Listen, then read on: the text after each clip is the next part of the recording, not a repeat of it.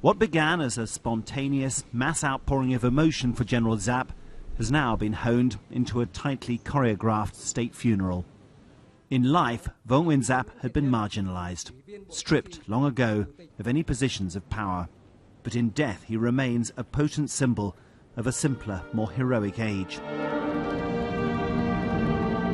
Today's communist leadership has been pushed into elevating his status to that of a founding father of the nation.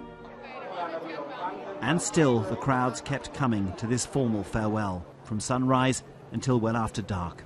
Elderly veterans, their medals tinkling on their chests, many barely able to walk. But younger people too, who won't remember the long hard years of the wars General Giap led, first against the French and then the Americans.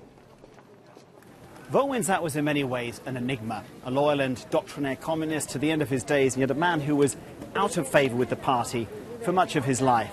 Now, through this lavish funeral, today's Communist Party clearly hopes some of his aura will help to boost its flagging legitimacy, and yet his stature towers above that of any of today's leaders. So is this the end of an era, or perhaps the start of a new one? There are many Vietnamese, even some of General Giap's oldest colleagues, who are gently pointing out the unfavourable comparison with today's leadership. There's no one around today who is as loved as much as he was. No one. And today, trust in the party is not what it used to be. In Vietnam, people are careful to keep their more critical thoughts to themselves. Today was a day for public commemoration of a man who won famous victories and helped their country walk tall in the world, even if the human cost of his campaigns was a very high one.